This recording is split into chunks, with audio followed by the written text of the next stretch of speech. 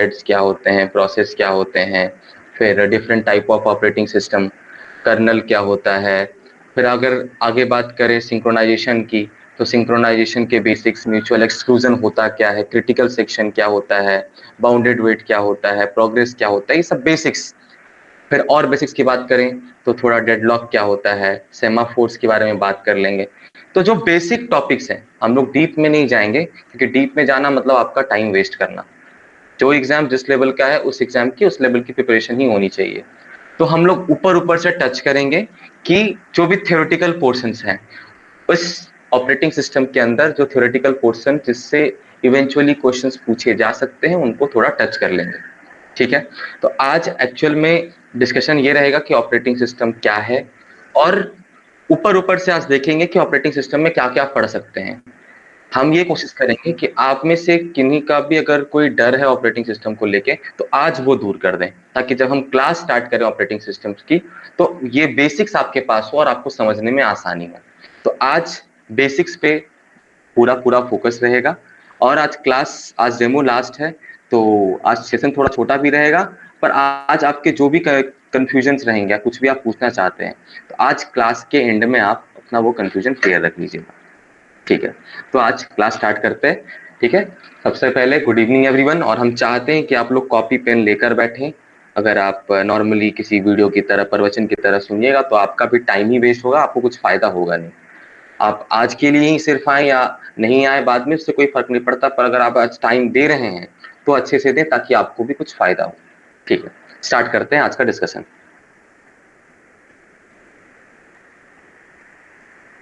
चलिए, सबसे पहले बात करते हैं ऑपरेटिंग सिस्टम का, कि ऑपरेटिंग सिस्टम होता क्या है। ठीक है, बहुत आराम से और बहुत प्यार से समझते हैं कि ऑपरेटिंग सिस्टम होता क्या है। एक कहानी सुनाते हैं आपको। जैसे मान लीजिए आप किसी रेस्टोरेंट में गए, आप उस रेस्टोरेंट में जाके किचन में नहीं चले जाते हैं, किचन में जाके देख, ऐसा नहीं कि किचन में चले गए क्या बन रहा है देखो, फिर आप खुद ही खाना उठाकर आ गए और खाने लगे, ऐसा कुछ नहीं होता है। रेस्टोरेंट में प्रॉपरली हर चीजें मैनेज होती हैं। जैसे वहां पे एक वेटर होता है जो आपको एक मेन्यू देता है, आप उस मेन्यू को देख के सेलेक्ट करते हैं कि आप क्या चीजें खानी है। पैसे का लेन देन के लिए वहां पे एक प्रॉपर कैशियर होता है, और खाना बनाने के लिए प्रॉपर कुक्स होते हैं। इन सब मैनेज करने के लिए एक मैनेजर होता है, जो इस रेस्टोरेंट के हर एक चीज को मैनेज कर रहा होता है। तो वैसे ही है हमारा ऑपरेटिंग सिस्टम। चलिए अब थोड़ा समझते हैं, आपको हम प्रैक्टिकली एक चीज दिखाते हैं सबसे पहले, तो इसको समझने के लिए।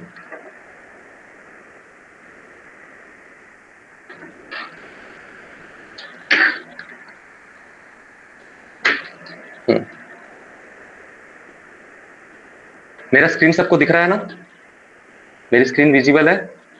एक बार मैसेज डाल दीजिएगा। स्क्रीन स्क्रीन और ऑडिबल है एकदम पूरे अच्छे से, आवाज वगैरह क्लियर है?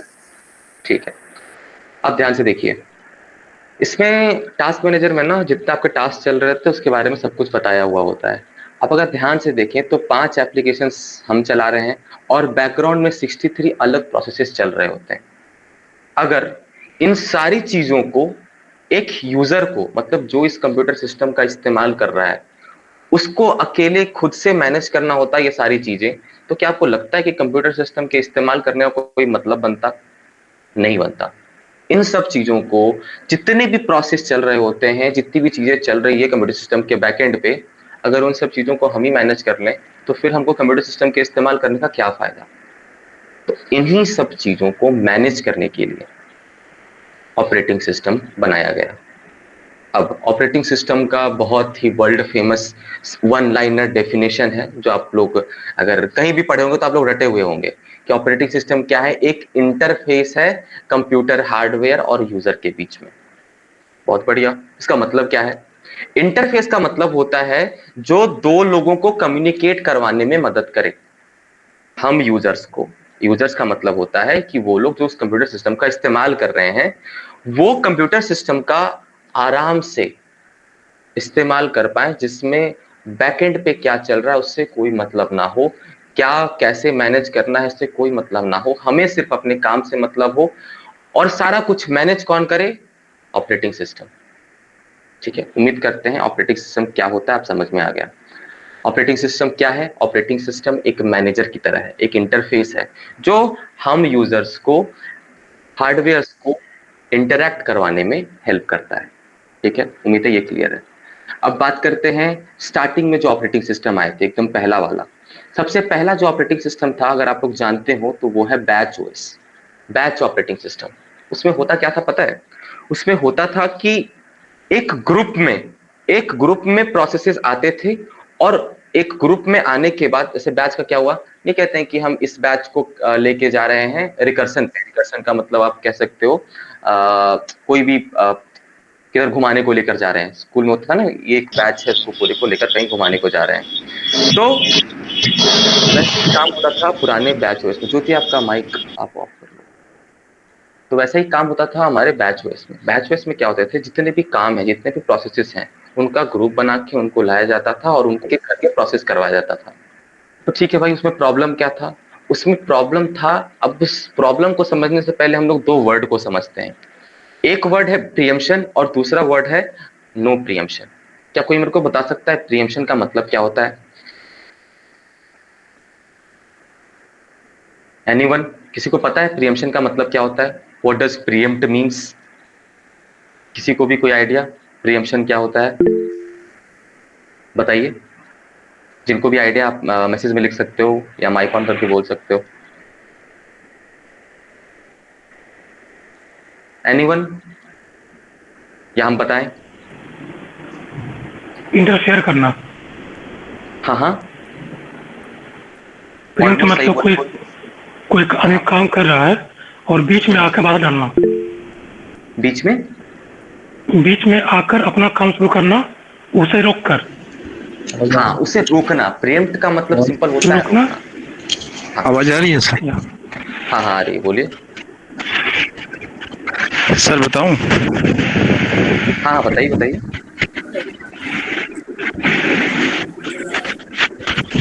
बताइए। जब तक वो पहला प्रोसेस पूरा नहीं कर लेता है तब तक वो नेक्स्ट। आवाज आ रही है मेरी? सिर्फ सिर्फ हेलो? सिर्फ प्रियम्प्ट का मतलब पूछ रहा हूं मैं, सिर्फ प्रियम्प्ट का मतलब। हेलो? हाँ हाँ, आवाज आ रही है। मेरी आवाज नहीं आ रही क्या आपको? हाँ, प्रीम्प्ट में यही होता है सर। प्रियम्प्ट का मतलब सीधे इंटरप्शन समझेंगे सर। हाँ, आ प्रियम्प्ट। रही आ रही। हाँ हाँ, ठीक है, हाँ मैं ही बताता हूँ, चलिए ठीक है। देखिए, प्रियम्पशन और नॉन प्रियम्पशन दो चीज है। प्रियम्प्ट का मतलब होता है एक काम, एक कोई आपको मैंने एक काम दे दिया कि जाओ आप आटा गूंथ कर आओ। तो दो प्रोबेबिलिटी बन सकता है। एक, आपने आटे में पानी मिलाया और आप वहां से चल दिए। एक, आप हम खड़े हैं डंडा लेके पीछे कि जब तक तुम काम पूरा नहीं करोगे तब तक तुमको हम छोड़ेंगे नहीं।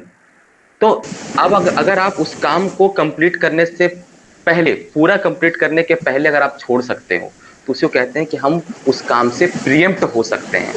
और अगर आप उस काम को पूरा कंप्लीट किए बिना उस काम को नहीं छोड़ सकते हो, यही है नॉन प्रियम्पशन।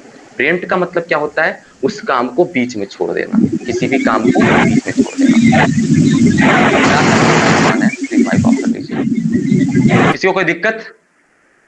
मेरी आवाज क्लियर है सबको ना? मैसेज में बता दीजिए, मेरी आवाज सबको क्लियर है? जब प्रोसेस रन कर रहा है, non preemptive, complete one process then next. ठीक है, यस। जब प्रोसेस रन कर रहा है तो उसके बीच में इंटरप्ट करना। हाँ, देखिए सिंपल है। प्रियम्प्ट का मतलब ये होता है, अभी एक कोई काम आपको मैंने दिया, आप अगर चाहो तो उस काम को बीच में छोड़ सकते हो। तो उसको इन शॉर्ट क्या कहेंगे कि हम उस काम को बीच में प्रियम्प्ट कर दिए। नॉन प्रियम्पशन कहने का मतलब ये हुआ कि हम किसी काम को बीच में नहीं छोड़ सकते। ठीक है, माइक ऑफ कर दीजिए। चलिए एक काम करते हैं, हम सबका माइक ऑफ कर देते हैं। जब जरूरत पड़ेगी तो हम बीच में ऑन करके पूछ लेंगे आप लोगों से। और बीच में अगर कुछ भी आपका रहे तो आप मेरे को कमेंट में डाल दीजिएगा। सर आप ठीक है, आगे माइक बढ़ते हैं। प्लीज। क्या बोल रहे हैं?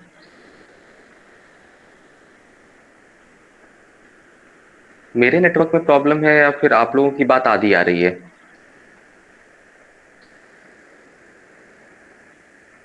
As above mentioned is right. Non-preemptive completes one process, then next. Preemptive without completion switch from process. हाँ आप देखिए, हम आपसे सिंपल प्रियम्पशन का मतलब पूछे थे, वो ठीक है, ठीक है, चलिए कोई नहीं। हाँ आप सही बोल रहे हो, आप बिल्कुल गलत नहीं बोल रहे, आप सही बोल रहे हो। ठीक है, एक बात आप लोग मेरे को बस कंफर्म कर दीजिए सब लोग कि क्या मेरी आवाज सब तक पहुंच रही है, क्योंकि कुछ लोगों के बीच बीच में आधे आधे आधी बात आ रही है। वीडियो भी सबका बंद कर दीजिए। यस, अच्छा वीडियो कुछ लोगों के ऑन है क्या? ठीक है,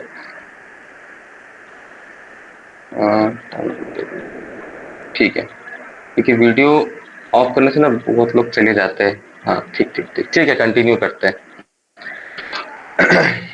चलिए, हम ऑपरेटिंग सिस्टम की बात कर रहे थे और बहुत तरह के ऑपरेटिंग सिस्टम थे। अब ये इसमें क्या ही देखें, हम आपको खुद ही बताते हैं। तो सबसे पहले बैच ओएस था। बैच ओएस का प्रॉब्लम ये था ना कि वो नॉन प्रिएम्प्टिव इन नेचर था। नॉन प्रिएम्प्टिव इन नेचर का मतलब क्या हुआ कि अगर एक प्रोसेस को हम प्रोसेसर पे डाल दिए, अभी हम जितनी बार भी प्रोसेसर बोलेंगे तो उसका मतलब आप लोग सीपीयू समझिएगा, क्योंकि काम एग्जीक्यूट कौन करता है? सीपीयू करता है। तो हम प्रोसेसर वर्ड का ही इस्तेमाल करेंगे। एक प्रोसेस को अगर हम प्रोसेसर पे डाल देते हैं तो वो प्रोसेस अपना काम कंप्लीट किए बिना प्रोसेसर नहीं छोड़ेगा। इसका मतलब क्या हुआ कि अगर लेट से वो काम के दौरान सीपीयू का काम नहीं ले रहा, उसको बीच में इनपुट आउटपुट करना है। मान लीजिए आपने एक प्रोग्राम लिखी है जिसमें आपको बीच में कुछ नंबर्स इनपुट लेने हैं। उस पर्टिकुलर टाइम में जिस समय आप इनपुट ले रहे होंगे या आउटपुट ले रहे होंगे, उस समय आप सीपीयू का इस्तेमाल नहीं करते हैं। तो इससे क्या होता है, आप सीपीयू का इस्तेमाल नहीं कर रहे हैं और सीपीयू को आप खाली भी नहीं छोड़ रहे हैं। मतलब आप जिस समय इनपुट आउटपुट करने गए हैं उस समय सीपीयू का टाइम वेस्ट हो रहा है। क्यों? अगर ऐसे में आप सीपीयू को खाली छोड़ देते तो कोई दूसरा प्रोसेस उस सीपीयू का इस्तेमाल कर पाता। ये प्रॉब्लम थी हमारे बैच ओएस में कि सीपीयू का साइकिल टाइम बहुत ज्यादा वेस्ट हो रहा था। ठीक है, तो इसी के लिए क्या हुआ कि अब ये प्रॉब्लम जो है नॉन प्रिएम्पशन वाला, इसको दूर किया गया। इसको दूर करने के लिए अगला ऑपरेटिंग सिस्टम आया जिसमें एक कॉन्सेप्ट आया मल्टी प्रोग्रामिंग का। मल्टी प्रोग्रामिंग सिंपल यही बोला कि हम एक बार में मल्टीपल प्रोसेस चलाएंगे प्रीएम्प्ट करके। जैसे अगर एक प्रोसेस गया है किसी इनपुट आउटपुट के लिए तो उसको प्रोसेसर से हटा दो, दूसरे को जगह दे दो। इससे क्या हुआ, सीपीयू का साइकिल टाइम वेस्ट नहीं हुआ। मतलब सीपीयू कभी भी आइडियल नहीं बैठेगा। आइडियल का मतलब होता है बिना काम का नहीं बैठेगा। ठीक है, इसमें कुछ टर्मिनोलॉजी है। थ्रूपुट, थ्रूपुट का मतलब जानते हैं? थ्रूपुट क्या होता है? क्योंकि आपके क्वेश्चन ऐसे ही बनेंगे कि आपको टर्मिनोलॉजी पूछा जाएगा, कॉन्टेक्स्ट स्विचिंग क्या होता है, थ्रूपुट क्या होता है। कोई जानता है थ्रूपुट क्या होता है? What is throughput? बताइए थ्रूपुट क्या होता है? बताइए थ्रूपुट क्या होता है? What is throughput?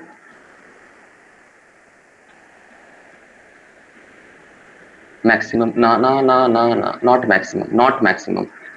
थ्रूपुट थोड़ा और आप गलत नहीं बोल रहे हो बट एग्जैक्ट नहीं बोल रहे हो। हाँ, कितने प्रोसेस मौजूद हैं किसी पर्टिकुलर टाइम पे।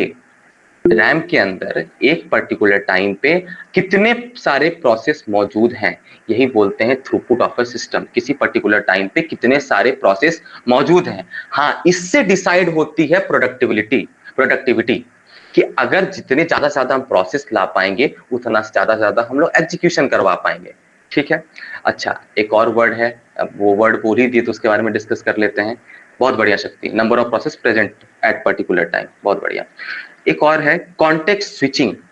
ये सुने आप लोग? कॉन्टेक्स्ट, पहले कॉन्टेक्स्ट स्विचिंग ये वर्ड सुने हो क्या होता है? जो लोग नए हैं ना बस सुनते जाइए, आपका धीरे धीरे हम ये सारे बेसिक्स हैं टर्मिनोलॉजीज। कॉन्टेक्स्ट स्विचिंग कोई नहीं जानता? कोई जानते हो कॉन्टेक्स्ट स्विचिंग के बारे में? तो हम बताएंगे फिर। एनीवन? हाँ बताइए, कोई जानते हैं तो। देखिए अगर किसी को नहीं पता हो तो आप ना कहिएगा। अगर आप हमको अभी गूगल करके आंसर दीजिएगा, किसी के भी, हम किसी स्पेसिफिक सबको बोल रहे हैं, तो आपको फायदा नहीं होगा। आपको नहीं पता होगा, आप सुनिएगा, तब पता है आपको वो चीज मालूम चलेगा। अच्छा हाँ, ये मेरे को नहीं पता था, ये मेरे दिमाग में हमको सेव करना है। हाँ बहुत बढ़िया Neha, saving the context of. देखिए एक प्रोसेस आया, एग्जीक्यूट गया गया, दूसरा प्रोसेस आया। इसके दौरान क्या हुआ, जो पर्टिकुलर प्रोसेस जा रहा है वो कुछ काम परफॉर्म किया होगा। कुछ काम परफॉर्म किया होगा तो उस काम को उसको सेव करना पड़ेगा, नहीं तो फिर वो काम किया तो उसका फायदा क्या होगा? अगर आप सेव नहीं करोगे तो वो जितना काम परफॉर्म किया बेचारे का बेकार चला जाएगा। उस काम को आप सेव नहीं करोगे। और जो दूसरा प्रोसेस आ रहा है उसको लोड करना। अभी दूसरा प्रोसेस आ रहा है, उसका कुछ ना कुछ होगा डेटा वगैरह, उसको लोड करना। अभी ये सब लोड किस में करते हैं बताइए जरा, इन सबको लोड किस में करते हैं? किसी भी प्रोग्राम का इंफॉर्मेशन किस में होता है? नहीं, हाँ वो उस रैम के अंदर होता है। उस पर्टिकुलर चीज को क्या बोलते हैं? पी से स्टार्ट होता है और बी से एंड होता है, पीसीबी। हाँ, process control block. Process control block क्या होता है कि हर एक प्रोसेस से रिलेटेड जितने इंफॉर्मेशन हैं उनका क्या कहते हैं, उनके उनकी सारी इंफॉर्मेशन वो रखता है।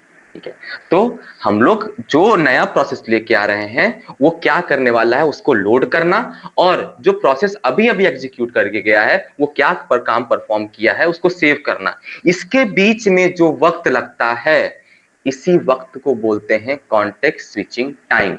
यही कॉन्टेक्स्ट स्विच कर रहे हैं, जो गया प्रोसेस उसका कॉन्टेक्स्ट सेव करके हटा दिए, और जो प्रोसेस आया एग्जीक्यूट करने के लिए अब उसका कॉन्टेक्स्ट हम लोड कर रहे हैं। इसी टाइम को क्या बोलते हैं? Context switching time. सबको क्लियर है या फिर से समझाएं? जिन लोगों को भी नहीं पता सबको क्लियर हुआ या फिर से समझाएं? चलिए बहुत बढ़िया, ठीक है।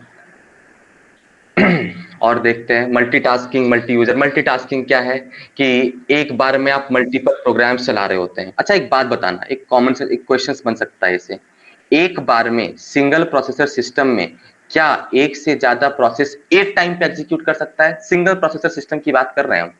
सिंगल प्रोसेसर सिस्टम में अगर सिंगल प्रोसेसर का मतलब अगर एक ही कोर हो, तो क्या एक बार में एक से ज्यादा, एक ही टाइम पे, एक ही पर्टिकुलर टाइम पे एक से ज्यादा प्रोसेस एग्जीक्यूट कर सकता है?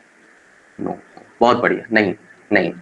हाँ, एक चीज आप लोग पढ़े होंगे कि इतने फास्टली वो एग्जीक्यूट करता है कि हम लोग को इल्यूजन लगता है जैसे हम लोग क्या अभी हम एक साथ गूगल मीट चला रहे हैं, गूगल मीट गूगल क्रोम के अंदर चला रहे हैं, व्हाइट बोर्ड चला रहे हैं, एडोब रीडर चला रहे हैं, इतने सारे प्रोसेस हम एक बार में चला रहे हैं। तो अभी हम लोग को फीलिंग क्या आ रहा है कि ये सारे काम को पैरेलली कर रहा है, पर एक्चुअली में क्या हो रहा है, हाँ इसमें 4 कोर्स लगे हुए क्योंकि मेरा क्वाड कोर सिस्टम है, पर अगर एक कोर होता ना तभी ये 4 काम हम कर सकते थे। इसमें फायदा क्या हो रहा है कि इतनी फास्टली एग्जीक्यूट करता है कि हम लोग को इल्यूजन होता है कि एक प्रोसेसर एक बार में मल्टीपल टास्क परफॉर्म कर रहा है। ठीक है, चलिए ये सारे बेसिक्स हुए, आगे बढ़ते हैं। मल्टी यूजर, मल्टी प्रोसेसिंग, ये सब बेसिक्स है। इसमें जो मेन इंपॉर्टेंट है रियल टाइम ऑपरेटिंग सिस्टम। क्या आप लोग रियल टाइम ऑपरेटिंग सिस्टम के बारे में सुने हो? रियल टाइम ऑपरेटिंग सिस्टम क्या होता है? रियल टाइम ऑपरेटिंग सिस्टम, 2 तरह का रियल टाइम ऑपरेटिंग सिस्टम होता है, जानते हैं? रियल टाइम, नहीं नहीं। Anyone, what is real time OS?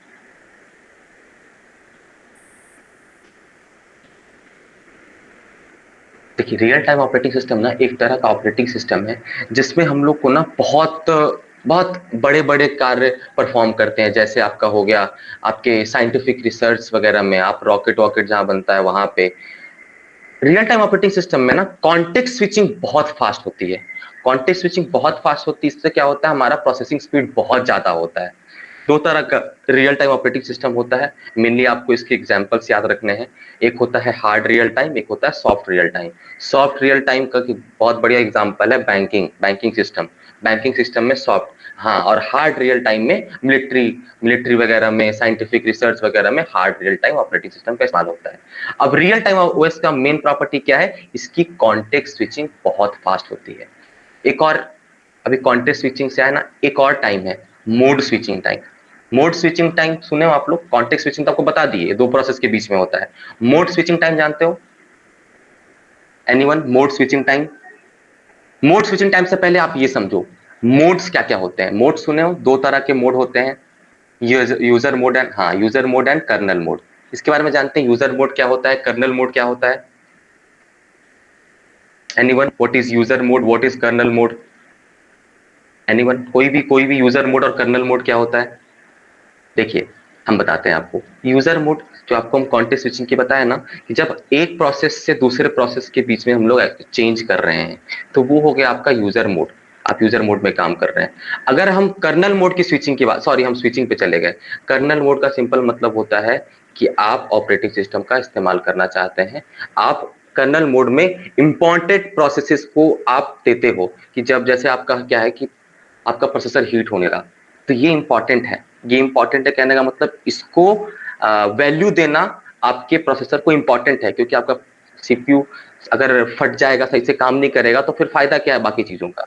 वैसे ही जो इंपॉर्टेंट चीजें हैं उनको हम लोग कर्नल मोड में रखते हैं, जो कि जिसको हम लोग प्रायोरिटी ज्यादा देते हैं। यूजर मोड में छोटी मोटी आसान सी चीजें, जैसे आपका हो गया आपने प्रिंटर को आउटपुट दे दिया, नहीं ऐसी बेसिक्स बता रहे हैं, सारे बेसिक्स हैं। आपने प्रिंटर को आउटपुट दे दिया, अभी वो प्रिंटर आराम से उसको आउटपुट देते रहे करके प्रिंट देते रहे, तो ये उतनी कुछ खास इंपॉर्टेंट चीज है नहीं, तो वो सब यूजर मोड में। अब आपको हम दो टाइम के बारे में पूछे थे कि मोड स्विचिंग टाइम और कॉन्टेक्स्ट स्विचिंग टाइम। जब दो प्रोसेस के बीच में स्विचिंग होती है ना, उसको बोलते हैं प्रोसेस स्विचिंग टाइम।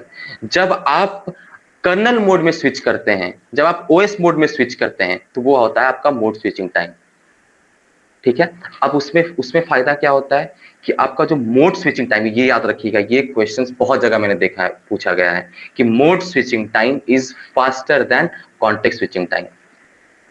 ये बात याद रखिएगा। हाँ, ये शायद आप लोगों ने किसी ने क्वेश्चन नहीं पूछा था शायद, पता नहीं किसी ग्रुप में शायद किसी ने क्वेश्चन पूछा था, या मेरे को याद नहीं है एग्जैक्टली किसने पूछा था, ये क्वेश्चन ही पूछा था। वो थोड़ा क्वेश्चन को ऐसा T1 T2 करके शायद दिया हुआ, तो मेरे को याद है ये गेट 2011 का क्वेश्चन है कि वो दोनों दे दिया कि एक मोड स्विचिंग टाइम है, और ये गेट का क्वेश्चन बहुत सारे एग्जाम्स में भी कॉपी करा है, इसीलिए ये बहुत इंपॉर्टेंट बनता है कि मोड स्विचिंग टाइम है कॉन्टेक्स्ट स्विचिंग टाइम है, दोनों में फास्ट कौन सा होता है। तो हमेशा याद रखिएगा mode switching time is faster than context switching time.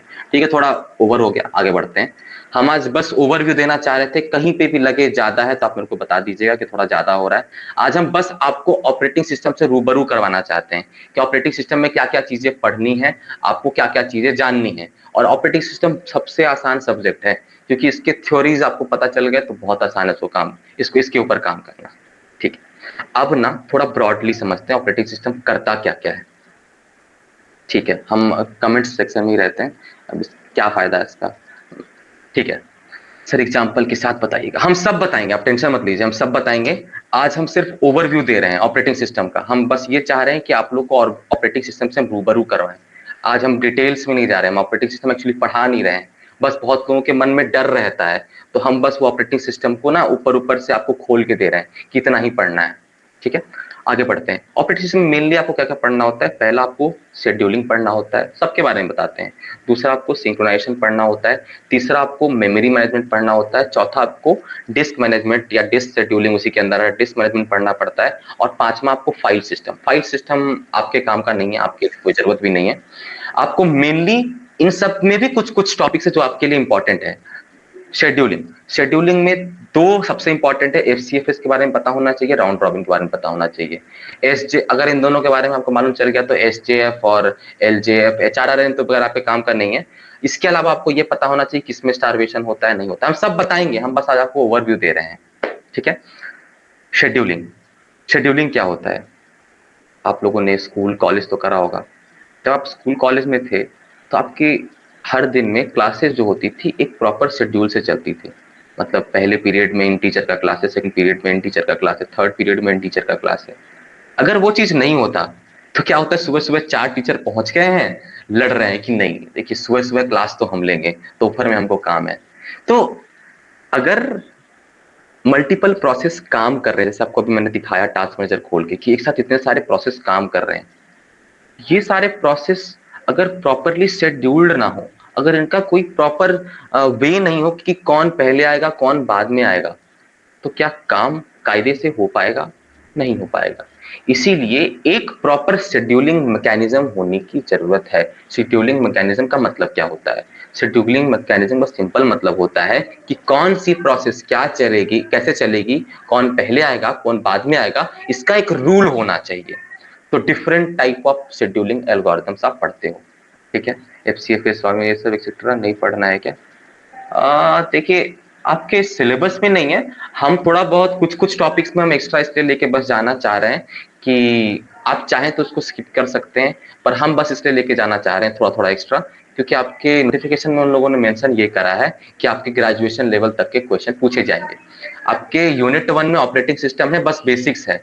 हम ये सब इसलिए बताना चाह रहे हैं कि थोड़ा जो जो ज्यादा इंपॉर्टेंट टॉपिक है ऑपरेटिंग सिस्टम का एटलीस्ट आप वो कर लें। ठीक है, हाँ एक्स्ट्रा कराइए, कोई दिक्कत नहीं, आपका चॉइस है, आप अगर चाहें तो आप उसको स्किप कर सकते हैं। हम बस चाह रहे हैं कि आप ज्यादा ज्यादा चीजें कवर कर लें। ठीक है, हम आज आज सिर्फ हम ओवरव्यू दे रहे हैं ऑपरेटिंग सिस्टम का, कहीं भी आपको कोई कंफ्यूजन हो इसलिए हम कमेंट खोल के बैठे हुए हैं, कहीं भी कोई दिक्कत हो आप कमेंट में लिख दीजिएगा, ठीक है। हम कमेंट भी पढ़ रहे हैं और मेरे को लगता नहीं कि व्हाइट बोर्ड की जरूरत है, क्योंकि आज हम आपको ऑपरेटिंग सिस्टम का कहानी सुना रहे हैं, ठीक है। तो हम बात कर रहे थे शेड्यूलिंग की। तो शेड्यूलिंग की जरूरत आप समझ गए हो कि हर प्रोसेस, मल्टीपल प्रोसेस है, बहुत सारे प्रोसेसेस हैं, तो सब कायदे से एक के बाद एक वर्क करना चाहिए, कतार होनी चाहिए। तो वो कतार कैसे लगेगी, किसको पहले चलाएंगे किसको बाद में चलाएंगे, इसके लिए अलग अलग शेड्यूलिंग एल्गोरिदम है। हम एक दो डिस्कस कर देते हैं, ज्यादा डीप में नहीं जाएंगे कि बहुत लोगों के लिए वो पार होने लगेगा। एक है FCFS, नाम सुनिएगा ध्यान से, जो जैसा नाम वैसा काम।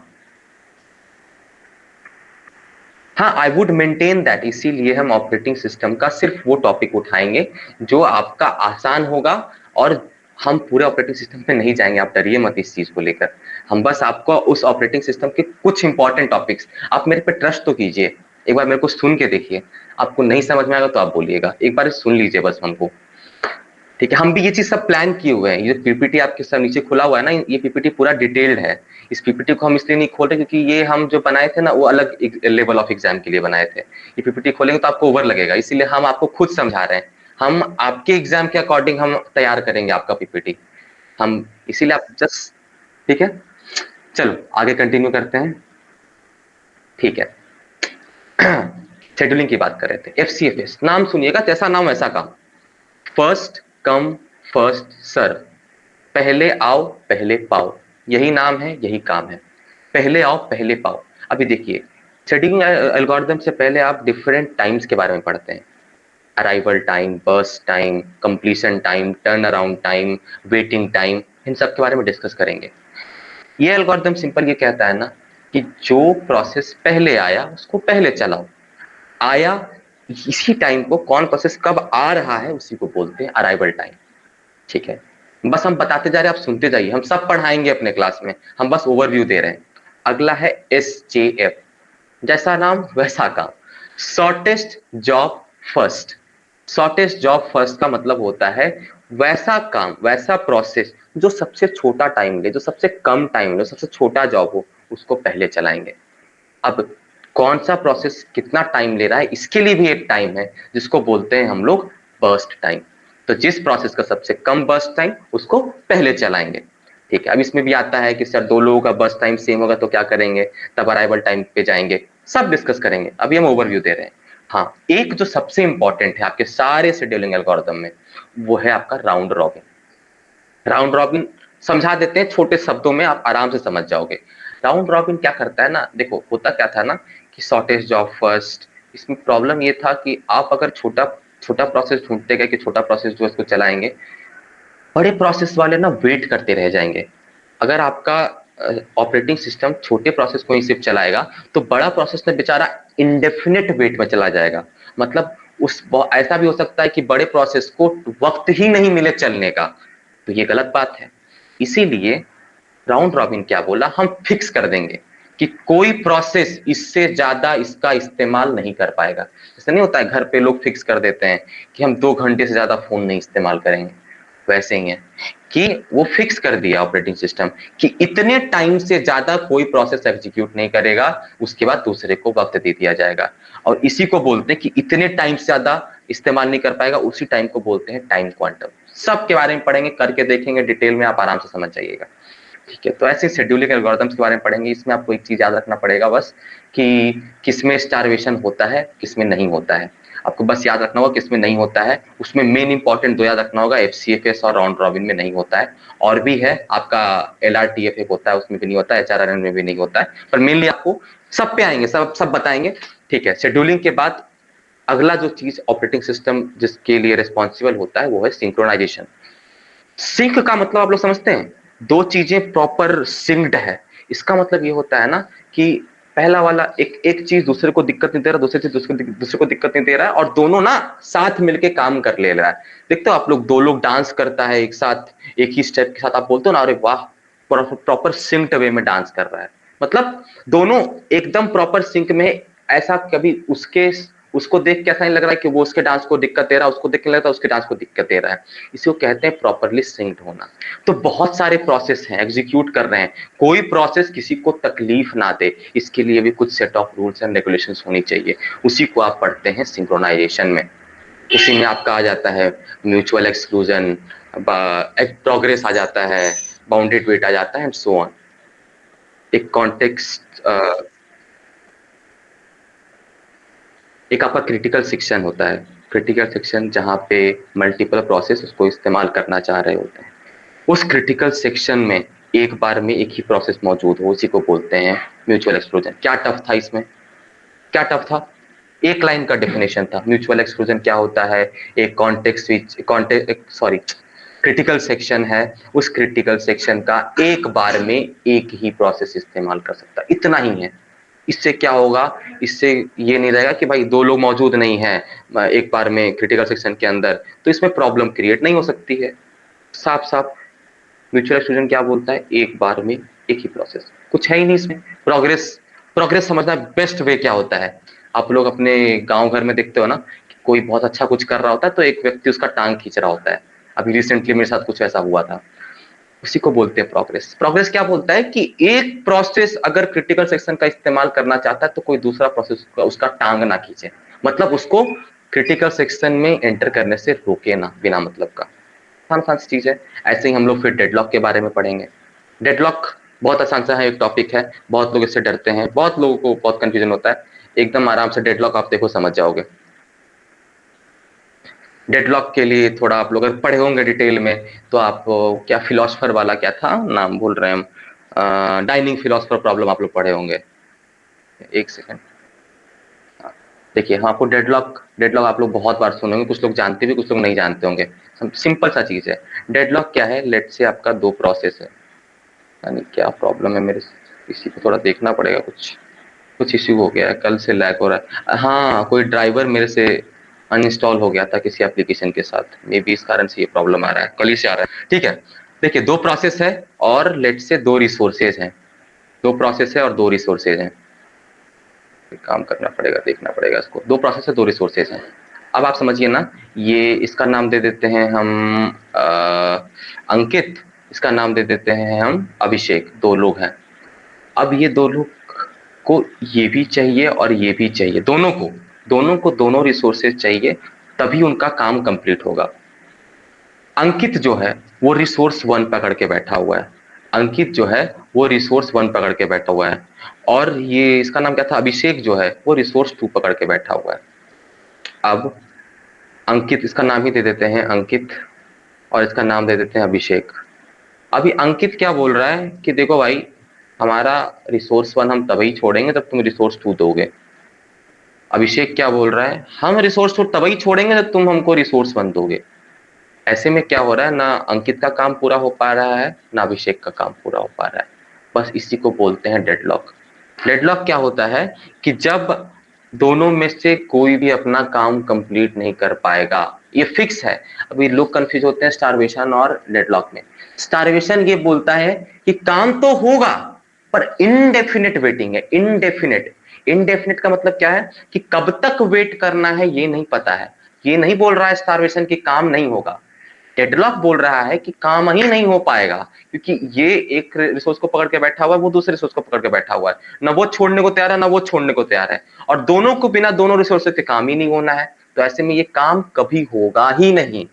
तो जब ऐसा सिचुएशन आ रहा है कि काम कभी होगा ही नहीं, तो वो है डेडलॉक। और जब ऐसा सिचुएशन आ रहा है कि आप इंडेफिनिट वेट में चल गए कि हम गरीब मालिक, हमें कब मौका मिलेगा हमें पता ही नहीं है, तो वो सिचुएशन को हम लोग बोलते हैं स्टारवेशन। उम्मीद करते हैं समझ में आया होगा। क्या डेडलॉक और स्टारवेशन वाली चीज आप लोगों को समझ में आई? ऑस्ट्रिच, इस सब पे आएंगे। आप आगे पीछे पढ़ रहे हैं, वक्त के साथ चलिए।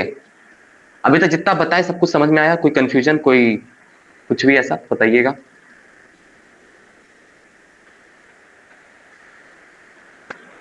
कुछ लोगों के लिए बहुत नया भी होगा तो कोई दिक्कत नहीं है, ठीक है।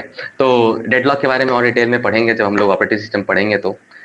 और डेडलॉक के अलावा फिर थोड़ा बहुत आपको मेमोरी मैनेजमेंट के बारे में पढ़ना होगा। मेमोरी मैनेजमेंट में दो कॉन्सेप्ट्स लाए गए बहुत इंपॉर्टेंट, एक है पेजिंग, एक है सेगमेंटेशन। पेजिंग लोगों को डर लगता है, कुछ नहीं है। देखो, अगर आप लेट से कहा जाए कि आपके पास एक बड़ा ब्लॉक है, बड़ा सा प्रोसेस है, बड़ा सा प्रोसेस है। मान लो आप उसको छोड़ो, आप प्रैक्टिकल आप प्रोग्राम लिखना सीखे होगे, वो जानते होगे आप। मान लो आप एक प्रोग्राम लिखते हो जिसमें आपके उस प्रोग्राम के अंदर 50 लाइन है, पर उस 50 लाइन का आपको सिर्फ एक फंक्शन का इस्तेमाल है इस पर्टिकुलर टाइम पे, किसी पर्टिकुलर टाइम पे उस 50 लाइन में सिर्फ 5 लाइन का इस्तेमाल है। तो आप पूरे 50 लाइन को लेके जाओगे तो आप सीपीयू का जगह वेस्ट करोगे कि नहीं करोगे? सॉरी, रैम का जगह वेस्ट करोगे कि नहीं करोगे? कि आपको 5 लाइन का काम ही आप 50 का 50 लेके चले गए। इसीलिए एक कॉन्सेप्ट आया कि बड़े प्रोग्राम्स को छोटे छोटे पेजेस में तोड़ दिया गया। पेजिंग का कॉन्सेप्ट सिंपल यही था कि हम छोटे छोटे पेजेस में तोड़ देंगे और सारे पेज को बराबर साइज में तोड़ेंगे। ये था पेजिंग। ठीक है, अब इतना ही समझिए। फिर सेगमेंटेशन क्यों आया भाई? पेजिंग था ही तो। सेगमेंटेशन क्या बोला कि देखो मालिक, आप तोड़ तो रहे हो, पर आप ये नहीं देख रहे हो कि आपके पेज में एक, मान लो आपने एक प्रोग्राम लिखा हुआ है, उसमें आप ऐड का प्रोग्राम लिख रहे हो, सब्ट्रैक्ट का प्रोग्राम लिख रहे हो, उसके अंदर आपने ऐड के इंस्ट्रक्शंस दे रखे हैं, सब्ट्रैक्ट के इंस्ट्रक्शन दे रखे हैं, मल्टीप्लिकेशन के इंस्ट्रक्शंस दे रखे हैं, डिवीजन के इंस्ट्रक्शन दे रखे हैं।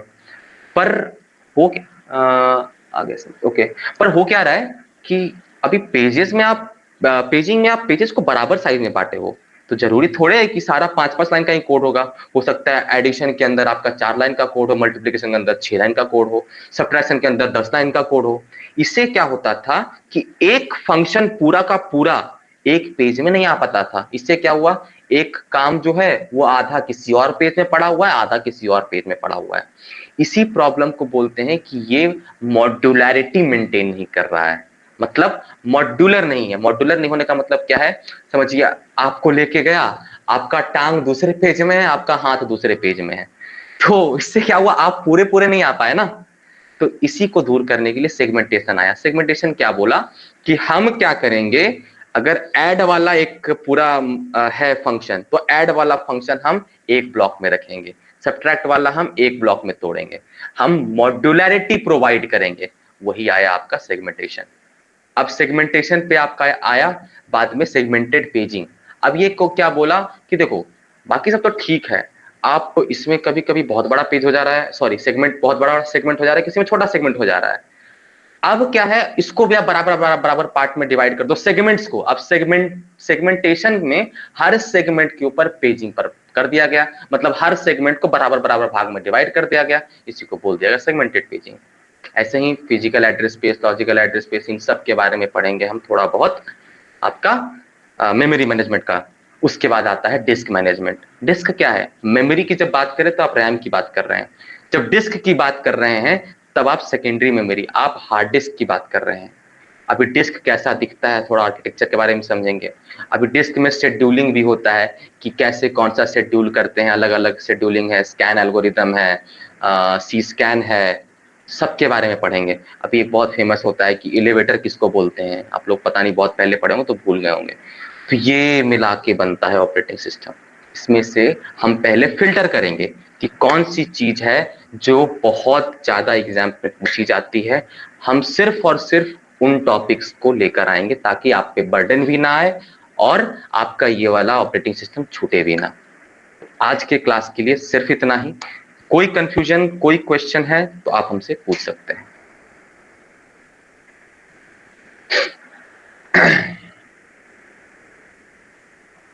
किसी को भी कोई कंफ्यूजन, कोई क्वेश्चन हो तो आप पूछ सकते हैं।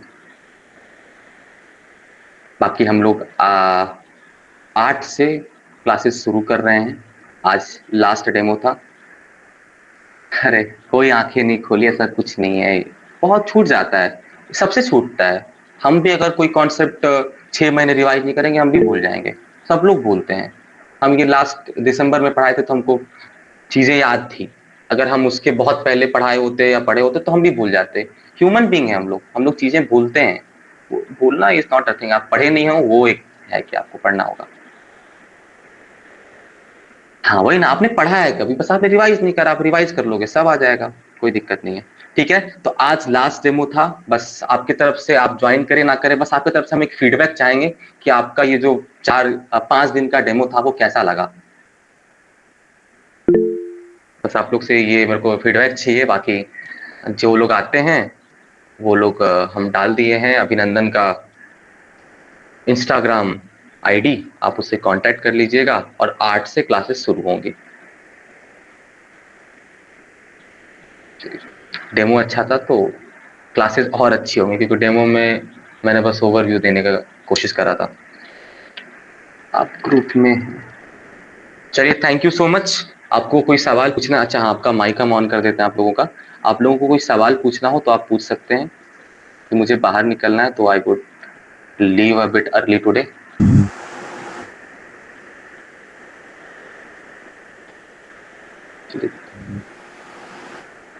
Last thank you. Class timing क्या होगा?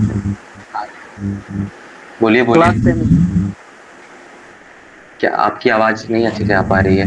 प्लीज एक बार रिपीट कर दीजिएगा। क्लास टाइमिंग नाइट में रहेगी क्योंकि मोस्टली लोग वर्किंग हैं। हाँ, नाइट में रहेंगी क्योंकि मोस्टली लोग वर्किंग हैं। 8 बजे, 9 बजे, 10 बजे आप जब कहिए तब स्टार्ट कर सकते हैं। बस हम एक वो कर लेंगे, वोटिंग करवा लेंगे, जिसमें सबसे ज्यादा लोग वोट करेंगे क्लास टाइमिंग का। इवनिंग में ही रहेगी, नाइट टाइम में ही रहेगी। जिसपे सबसे ज्यादा लोग वोट करेंगे उस टाइम को हम लोग प्रेफर कर लेंगे। 8, 9, 10 ऐसे ही कुछ रहेगा क्लास टाइमिंग, ताकि जो वर्किंग लोग हैं उनको दिक्कत ना हो।